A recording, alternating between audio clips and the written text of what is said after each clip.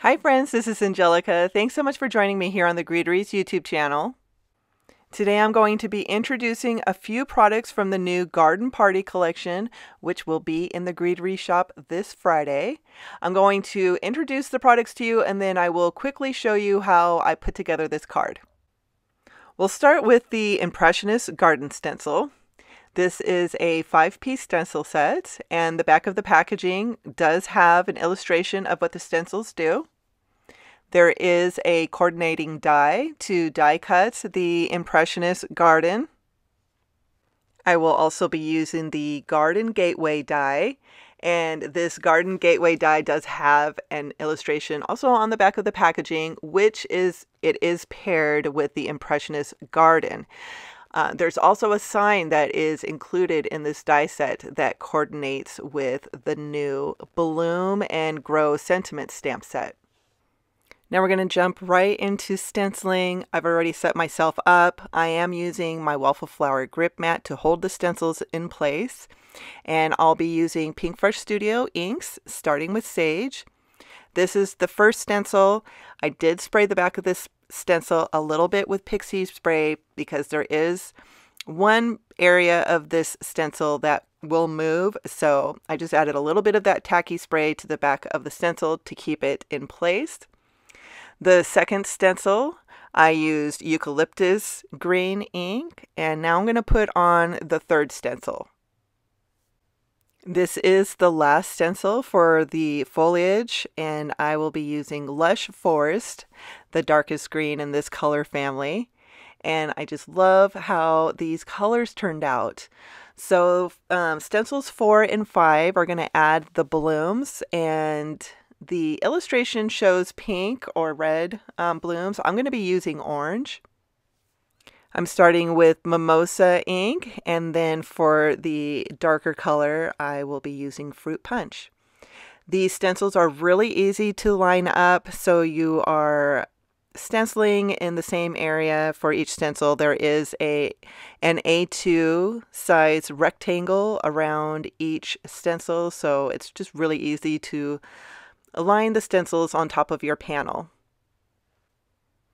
The Impressionist Garden is now done. I'm going to use the coordinating die to die cut it. So I'm taping it into place. I'm going to run it through my die cut machine. And then there are a few areas that I will use my reverse tweezers to poke out. And that finishes the Impressionist Garden stencil set. Now, before we move on to the gateway die, I did want to build a scene first, a little like outside garden scene. So I dug deep into my Greetery products, and we're going all the way back to the beginning. I'm using the Fur and Foliage #1 stencil, and I have this tree positioned so it's pretty much off of the panel. I just want a little bit of this tree hanging out on the panel just to fill in the background. So this is a 3-piece set, and I just am quickly getting through the trees. Now the first 2 stencils in this set is just the leaves, and then the last stencil is for the branches. I'm also going to use the Pathway stencil, which is another oldie stencil. These 2 stencils I had bought through the Greetery's very first release. This was back in 2019. I love these stencils. You can see I've used them quite often, and they're not going anywhere. I was so excited when this release came out because I was just loving everything that Betsy was showing on Instagram, and I could not wait to get my hands on her products. So I am done with the Pathway. There is one more piece to this stencil set that I'll be using, but before I do that, I'm just going to put a white gate on the scene just to make sure everything's coming together. And now I'm going to ink blend a quick blue sky. So I have some masking paper that I just ripped in half, and I taped off right above the top of the Pathway. And I'm being pretty heavy-handed with blue ink in the upper left corner. And once I get towards the tree, I am using a lot less pressure on the brush. And that way I'm not mixing a lot of blue and the green ink that's already stenciled on the panel together. Now, once I have the sky done, I'm going to bring in the third part of that stencil, which is the mask for the pathway. I'm going to cover the pathway, and then I've already put a mask over the blue ink I just blended. And now I'm going to do a quick blend of green so there's grass around the pathway and by the tree. I'm almost done. I wanted to keep all of this on screen so you can see I still, even though the tree was right there, I didn't mask it. I just was really light-handed when I was bringing the ink towards the tree, and it did not change the ink colors at all. So now it's time to work on the garden gateway, and I've already started inking. I'm using the same white gate that I used when I was building the panel scene. I am inking the gate with Vintage Photo and Ground Espresso Distress Oxide inks, and I'm just doing layers. I don't want to make it too dark, so I am taking my time building color.